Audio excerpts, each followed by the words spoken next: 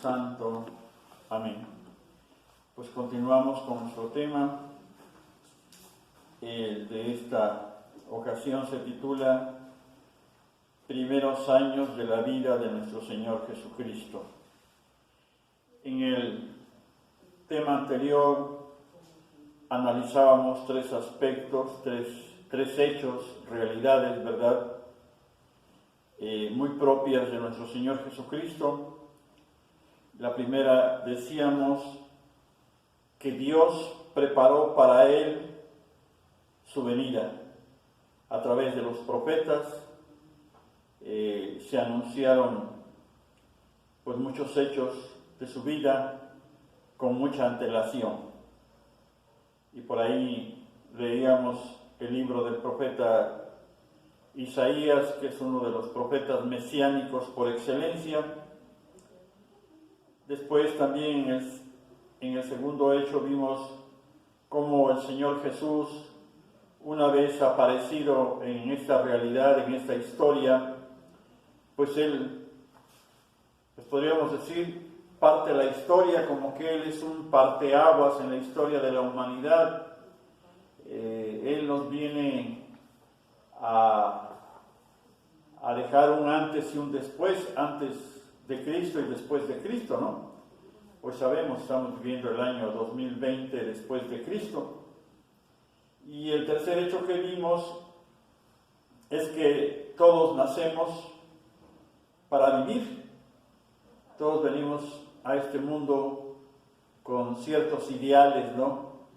De vivir, de gozar, del bienestar, de la alegría, de la felicidad. Y el caso del Señor Jesucristo fue muy distinto. Él vino a este mundo, pero vino a prepararse o a prepararnos, a dejarnos una doctrina, ¿verdad?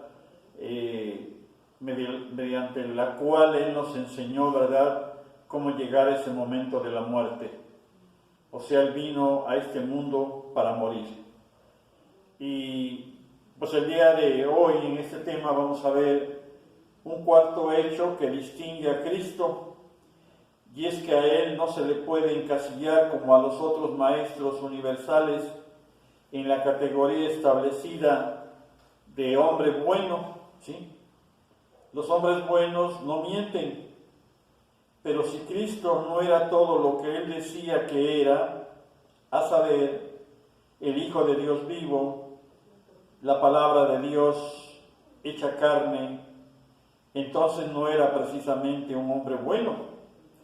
Podríamos decir, ¿no?, que era una persona que nos engañó, ¿no? Era un impostor, inclusive alguien pudiera llegar a decir, ¿no?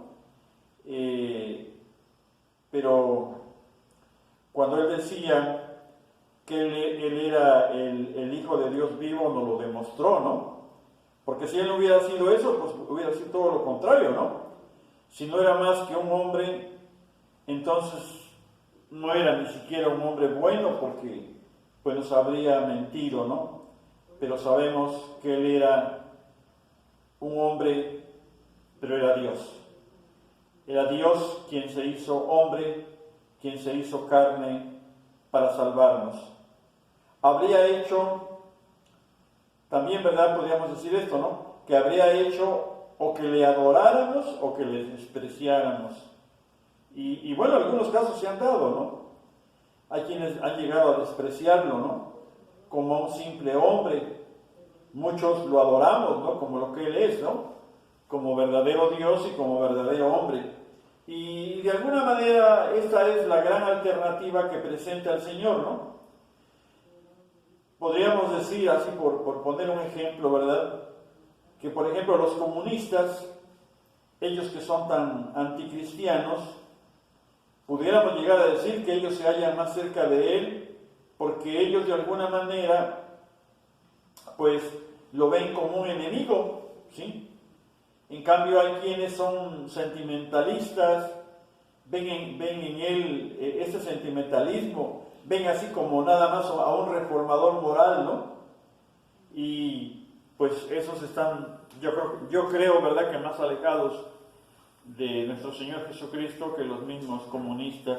Porque imagínense ustedes, los comunistas han aceptado, al menos, ese es uno de mis pensares, ¿no? Al menos han aceptado que si el Señor Jesús triunfa, y no me refiero a su triunfo de Él sobre la muerte, porque ese Él ya lo realizó, sino que triunfa esta humanidad.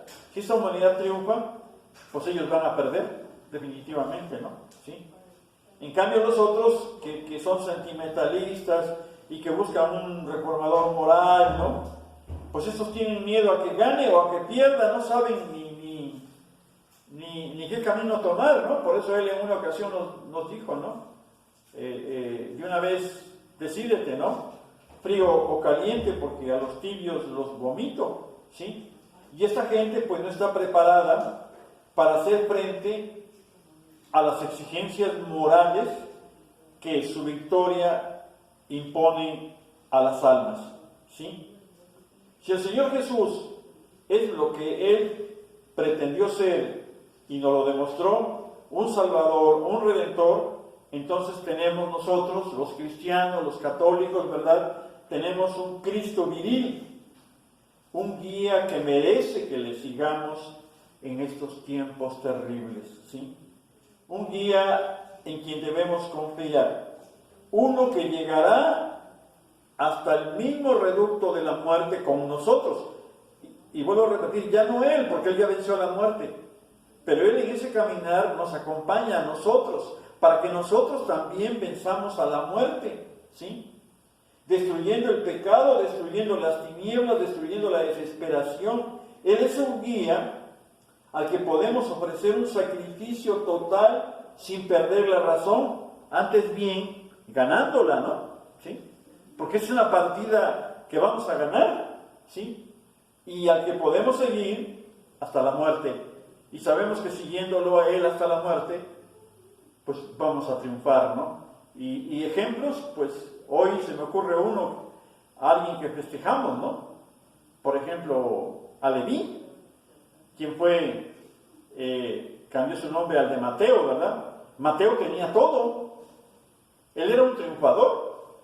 Él era, como dijéramos, un hombre de éxito, ¿no? Él era recaudador de impuestos. Él era publicano, él era una persona que tenía todo, tenía riqueza, tenía fama, tenía lujos, tenía bienestar, tenía todo. Pero cuando el Señor le dijo, sígueme, lo siguió, ¿sí? Se dio cuenta, él descubrió, tuvo la capacidad, claro, con la ayuda de Dios, ¿verdad? Con la gracia de Dios, ¿verdad? Él tuvo la capacidad de descubrir que valía la pena seguir a Jesucristo, ¿sí? Y llegó a dejarnos un gran evangelio, ¿no? Llegó a dejarnos testimonios grandes, por ejemplo, el de su martirio, ¿no? Entonces, nos damos cuenta, ¿verdad? Cuando nosotros vamos descubriendo esto y lo vamos haciendo nuestro, vamos a seguir a Cristo hasta la muerte. Y es lo que hoy, fíjense, es lo que hoy en día necesitamos. Necesitamos un Cristo, y a lo mejor esto se va a sonar un poquito escabroso, ¿no? Pero hoy necesitamos un Cristo que haga látigos para arrojar a aquellos vendedores, aquellos compradores de nuestros templos, de nuestra religión, que maldiga aquellas higueras estériles, que hable de cruces, de las cruces del sacrificio, del sufrimiento por amor, y cuya voz sea como la del mar embravecido, pero no nos permitirá espigar y escoger entre sus palabras, apartando las que sean duras y aceptando las que halaguen nuestro gusto y capricho, porque desgraciadamente eso es lo que ha pasado en el hombre del siglo XX, y yo creo que de estos 2000 años, ¿no? ¿Sí? Siempre tomamos del cristianismo lo que nos gusta, lo que nos apapacha, lo que nos hace sentir bien, pero aquello que vemos como disciplinario, como una entrega más a fondo, ya no lo queremos. Por eso aquí nos dice el padre Fulton J. Chin que necesitamos un Cristo, fíjense, un Cristo que restaure la indignación moral. Hoy ya no hay indignación moral, ¿sí? Que nos haga odiar el mal con intensidad apasionada. Ya muchos no odiamos el mal con esa intensidad apasionada con que Él pues nos enseñó, ¿sí? Hoy muchos inclusive hasta aman al pecado, lo apapachan, ¿sí? Hasta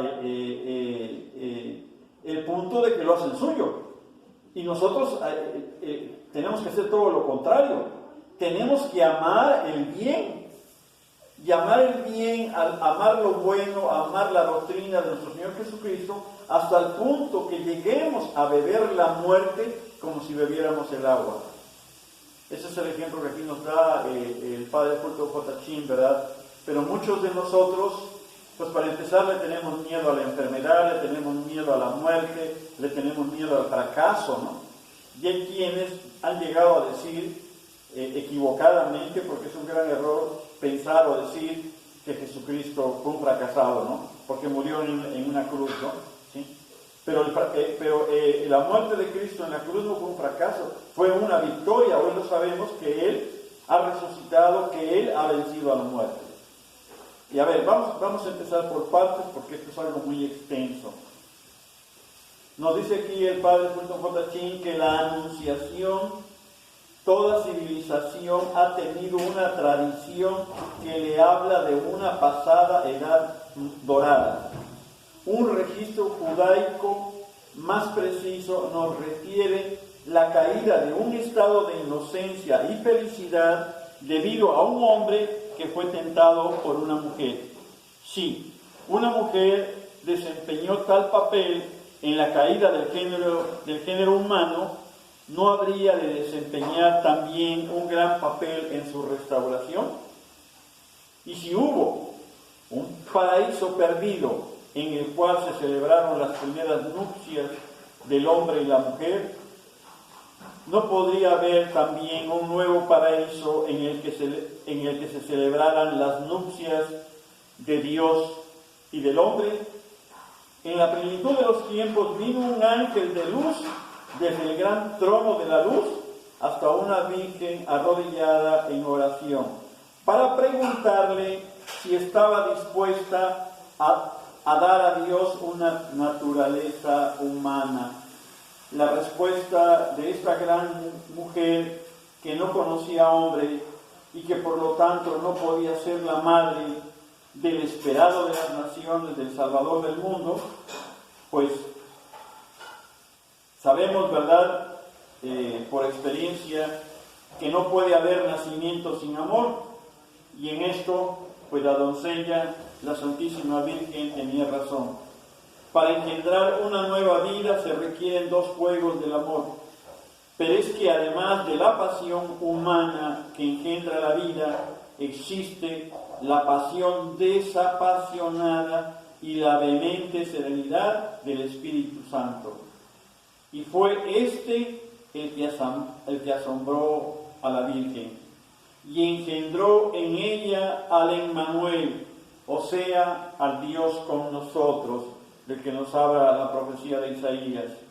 En el momento en que María pronunció la palabra fiat o hágase, sucedió algo más grande que el fiat lux, hágase la luz, de la creación, ¿verdad? Si nos vamos nosotros al libro del Génesis, nos vamos a encontrar con ese fiat lux, hágase la luz de la creación. Ya que la luz que ahora estaba haciéndose no era el sol, sino el Hijo de Dios en la carne. El Verbo se hizo carne y habitó entre nosotros. Algo maravilloso, algo único, algo que la mente humana no alcanza a comprender. Al pronunciar María su fiat, consumó todo el papel propio de la feminidad, el de ser portadora de los dones que Dios hace al hombre. Hay una receptividad todavía pasiva en la cual la mujer dice fiat al cosmos, al participar en su ritmo, fiat al amor del hombre en el momento en que lo recibe. y fiar a Dios cuando recibe el Espíritu. Sabemos que los niños no vienen al mundo siempre como resultado de un distinto acto de amor de hombre y mujer. Aunque el amor es querido entre los dos, el fruto de su amor, que es el Hijo, no es querido de la misma manera que el amor del uno para el otro. En el amor humano existe un elemento indeterminado. Los padres, por ejemplo, no saben si el hijo será niño o niña en el momento de la concepción, en esa hora exacta de que lo conciben. Pues se van a dar cuenta hoy ya por la tecnología que tenemos, ¿verdad? Pues lo sabrán a través de unos estudios, pero como dijéramos, la concepción en ese momento de alguna manera es desconocida en esa noche de amor. Los hijos son más tarde aceptados y amados por sus padres, pero nunca fueron directamente queridos en sí mismos. Y por eso hay algunos que llegan hasta abandonar a sus hijos, ¿sí? Pero en la anunciación el hijo no fue aceptado de una manera imprevista, sino que el hijo fue querido. Hubo una colaboración entre la mujer y el espíritu del divino amor. El consentimiento fue voluntario bajo ese fiat. La cooperación física fue libremente ofrecida por medio de la misma palabra. Las otras madres se hacen conscientes de su maternidad por medio de cambios fisiológicos que se producen en su interior. En cambio, María llegó a ser consciente de la suya, de su maternidad, en virtud de un cambio espiritual operado por el mismo Espíritu Santo. Probablemente podríamos decir que recibió un éxtasis espiritual mucho más grande que el que se concede al hombre y a la mujer en el acto unitivo de su amor. De la misma manera que la caída del hombre fue un acto libre, así también la redención había de ser libre. Lo que llamamos anunciación fue en realidad la petición que Dios hizo a una criatura para que le diera su libre consentimiento de ayudarle a incorporarse a la humanidad. Dios, para salvarnos, quiso incorporarse a la humanidad. Pensemos en un ejemplo. Supongamos que en una orquesta un músico produce libremente una nota desafinada. Y pues el director es competente, podemos decirlo, ¿no? La música está correctamente anotada y es fácil de ejecutar, pero el músico, con su libre albedrío, ¿sí?, como en el caso del hombre, ¿verdad?, introduce una disonancia que inmediatamente pasa al espacio, ¿sí? Y el director nada más puede hacer dos cosas. Una, ordenar que se comience de nuevo la pieza, o bien pasar por alto esa disonancia. Pues en realidad poco importa lo que haga, puesto que la nota falsa sigue viajando por el espacio a muchos metros por segundo, y en tanto continúe habrá una disonancia en el universo. Y nos preguntamos, ¿existe algún medio para restablecer en el mundo la armonía? Fíjense, qué importante es esto. Solo puede hacerlo alguien que venga de la eternidad y detenga esa nota en su rápida carrera. Pero, ¿será todavía una nota falsa? La falta de armonía solo puede destruirse de una manera: si aquella nota se convierte en la primera nota de una nueva melodía, entonces esta se hará armoniosa. Y esto fue precisamente lo que ocurrió con el nacimiento de nuestro Señor Jesucristo. Se había producido una nota falsa de disonancia moral introducida por el primer hombre, Adán, que infectó a la humanidad entera, lo que nosotros conocemos como el pecado original. Entonces Dios podía haberla pasado por alto, pero también ello había representado para él una violación de la justicia, cosa que es naturalmente inconcebible. Lo que hizo, por tanto, fue pedir a una mujer, la cual representaba a la humanidad, que le diera libremente una naturaleza humana con la cual él iniciara una nueva humanidad. Fíjense nada más que hermoso, ¿no? Así como había una vieja humanidad en Adán, había una nueva humanidad en Cristo Jesús, el cual era Dios hecho hombre, merced a la libre actuación de una madre humana. Cuando el ángel se apareció a María, Dios estaba anunciando este amor para la nueva humanidad. Era el comienzo de una nueva tierra, ¿sí? Y María llegó a ser un paraíso ceñido de carne para ser labrado por el nuevo Adán.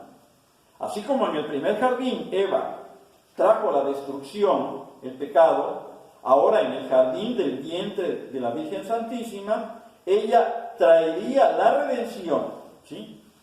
Y durante esos 9 meses que el Señor, estuvo enclaustrado en ella, todo alimento, el trigo, las uvas que ella consumía, servían a modo de natural Eucaristía que pasaba al ser de aquel que más tarde habría de declarar que era el pan y el vino de la vida eterna.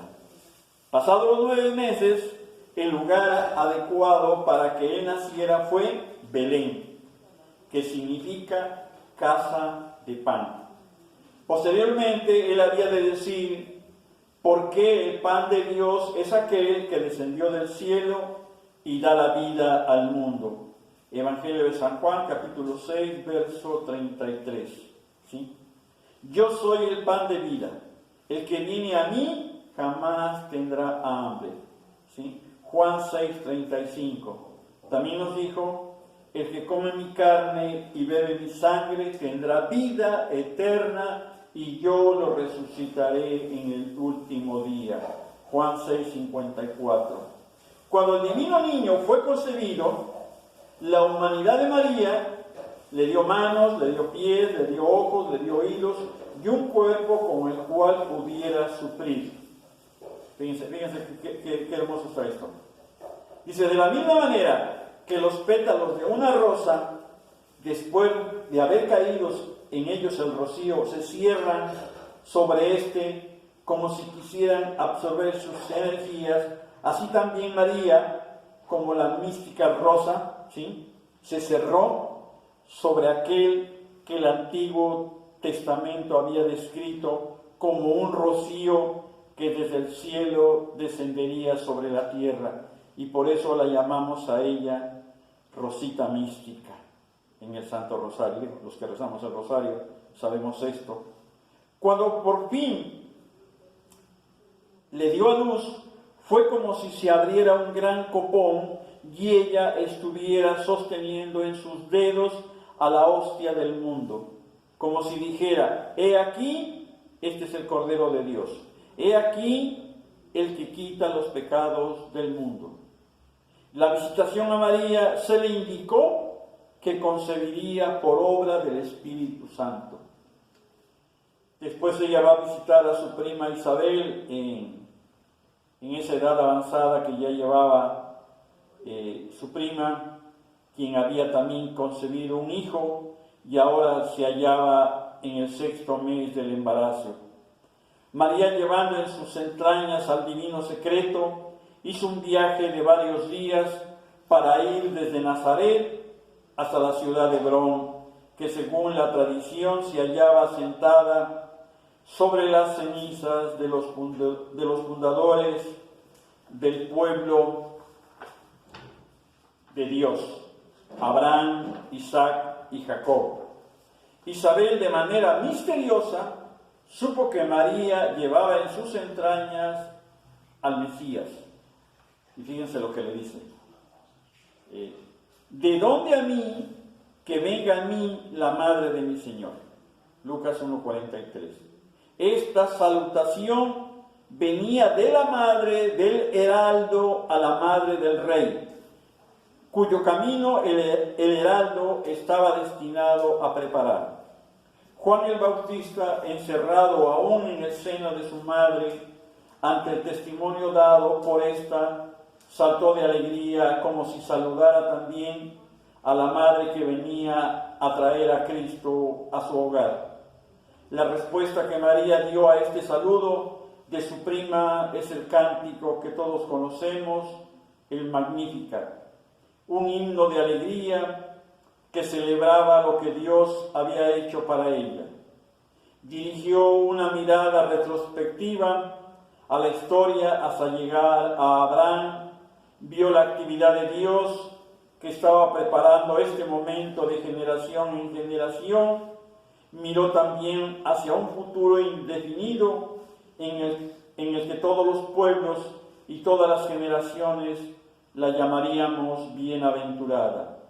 El Mesías de Israel estaba en camino y Dios a punto de manifestarse en la tierra y en la carne. María profetizó incluso las cualidades del Hijo que había de nacer de ella, como por ejemplo el lleno de justicia y misericordia.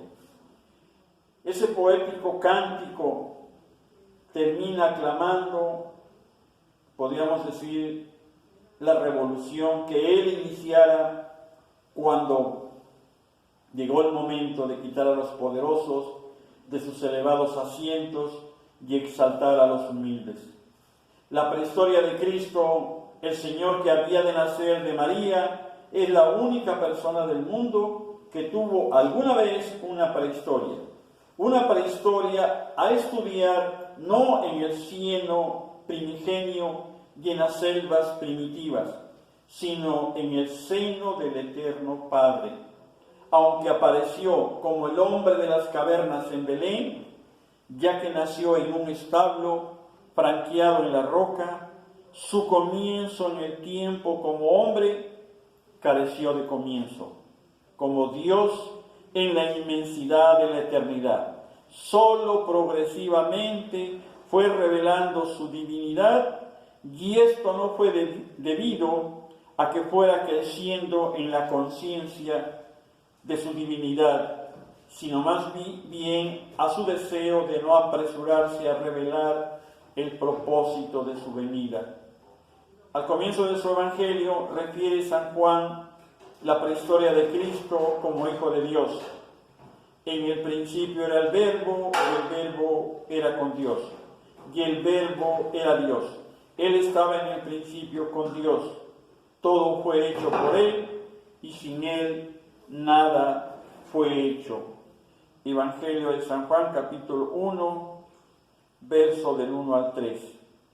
En el principio era el Verbo. Todo lo que hay en el mundo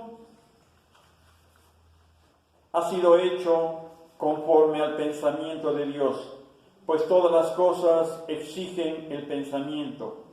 Todo pájaro, toda flor, todo árbol fueron hechos conforme a una idea que existía en la divina mente. Y pues por ahí los filósofos griegos nos han dicho que el pensamiento era lo abstracto de esa realización. Ahora bien, el pensamiento o la palabra de Dios se nos revelan como algo personal. La sabiduría es revestida de personalidad. Antes de su existencia terrena, Jesucristo es eternamente Dios. La sabiduría, el pensamiento del Padre, en su existencia terrena, Él es aquel pensamiento o palabra de Dios que habla a los hombres. Las palabras de los hombres desaparecen cuando han sido concebidas y pronunciadas, pero la palabra de Dios es pronunciada eternamente y jamás puede dejar de ser pronunciada. Por medio de su palabra, el Eterno Padre expresa todo lo que Él entiende, todo lo que Él conoce. Así como la mente conserva consigo misma por medio del pensamiento y ve y conoce el mundo merced a su pensamiento, el Padre se contempla a sí mismo como en un espejo en la persona de su palabra. La inteligencia finita necesita muchas palabras para expresar ideas, pero Dios habla una vez por todas consigo mismo, una sola palabra que alcanza el abismo de todas las cosas que son conocidas y que pueden ser conocidas. En esa palabra de Dios se hallan escondidos todos los tesoros de la sabiduría, todos los secretos de las ciencias, todas las formas de las artes, todo el saber de la humanidad. Pero este saber, comparado con la palabra, es solamente la sílaba más insignificante. En la inmensidad de la eternidad, la palabra estaba con Dios, pero hubo un momento en el tiempo en que Él no había venido de la divinidad, tal como hay un momento en que un pensamiento de la mente humana no ha sido formulado todavía. Así como el sol nunca está sin su resplandor, así el Padre no está jamás sin su Hijo. Y así como el pensador no está sin un pensamiento, de la misma manera, en grado infinito, la divina mente no está nunca sin su palabra. Dios no pasó las eternas edades en una sublime actividad solitaria. Tenía una palabra con Él, que era igual a Él mismo. Todo fue hecho por Él y nada sin Él fue hecho. De todo ser, Él era la vida, y la vida era la luz de los hombres. Y la luz resplandece en medio de las tinieblas, y las tinieblas no han podido alcanzarla. Todo lo que existe en el espacio y en el tiempo existe en virtud del poder creador de Dios. Sabemos que la materia no es eterna. El universo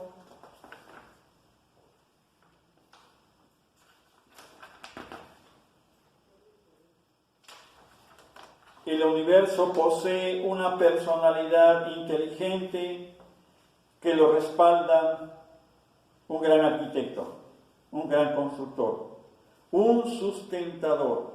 La creación es obra de Dios. Y sabemos, por ejemplo, que el escultor trabaja con mármol, sobre el lienzo trabaja el pintor, pero ninguno de ellos puede crear propiamente nada. Realizan nuevas combinaciones con cosas ya existentes, pero nada más. La creación es obra exclusivamente de Dios.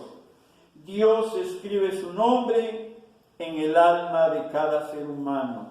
La razón y la conciencia son el Dios que tenemos dentro de nosotros, en el orden natural. Y por allá los padres de la primitiva iglesia solían hablar de la sabiduría de Platón y de Aristóteles, como si se tratara del Cristo inconsciente que tenemos dentro de nosotros. Los hombres son a manera de muchos libros que salen de la prensa divina y si ninguna otra cosa se halla escrita en ellos, por lo menos el nombre de su autor se encuentra grabado en la última página.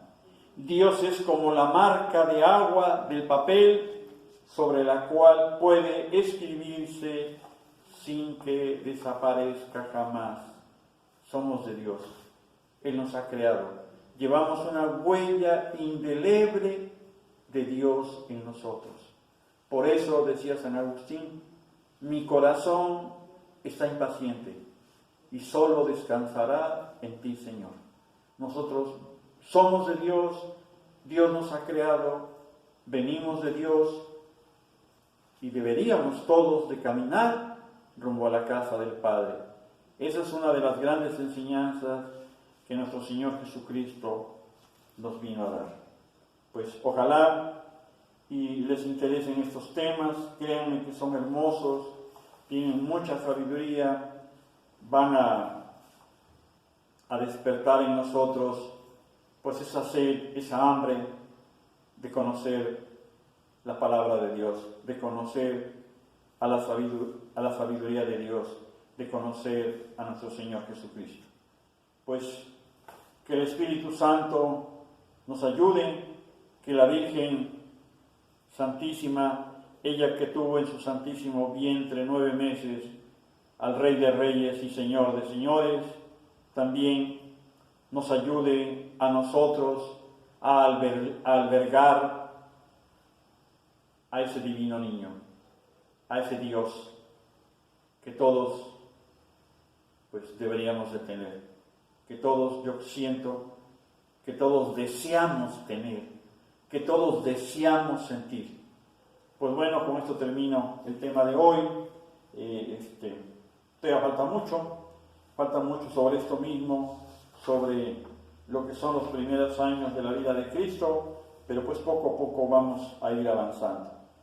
Ave María Purísima, sin pecado concebida. Adorado sea el Santísimo Sacramento del altar, por siempre sea bendito y adorado. En el nombre del Padre, y del Hijo, y del Espíritu Santo. Amén.